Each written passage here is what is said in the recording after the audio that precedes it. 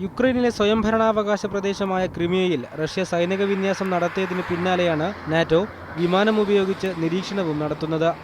അമേരിക്കയും പോളണ്ടിലേക്ക് F-16 യുദ്ധവിമാനങ്ങളും പട്ടാളക്കാരെയും അയച്ചിട്ടുണ്ട്. ക്രിമിയയിലെ Russian അധിനിവേശം അന്താരാഷ്ട്ര നിയമങ്ങളുടെ ലംഘനമാണെന്നാണ് അമേരിക്കയടക്കമുള്ള രാജ്യങ്ങളുടെ നിലപാട്. എന്നാൽ ക്രിമിയയിലെ റഷ്യൻ പൗരന്മാരുടെ സുരക്ഷയ്ക്കായി അവരുടെ അഭ്യർത്ഥന മാനിച്ചാണ് സൈന്യത്തെ വിന്യസിച്ചതെന്നാണ് റഷ്യയുടെ വാദം. റഷ്യയുടെ ഭാഗമാകുന്നതിന് അനുകൂലമായി ക്രിമിയൻ പാർലമെന്റ് കഴിഞ്ഞ ആഴ്ച പ്രമേയം പാസാക്കിയിരുന്നു. പാർലമെന്റിന്റെ ഈ തീരുമാനത്തിൽ ക്രിമിയയിൽ വരുന്ന ഞായറാഴ്ച ജനഹിത പരിശോധന നടക്കും. എന്നാൽ ജനഹിത പരിശോധന നടത്താനുള്ള അവകാശം ക്രിമിയയ്ക്കില്ലെന്നും പരിശോധന ഭരണഘടനാ വിരുദ്ധമാണെന്നുമാണ് ഐക്യരാഷ്ട്രസഭയിലെ യുക്രൈൻ അംബാസിഡർ പറഞ്ഞത്.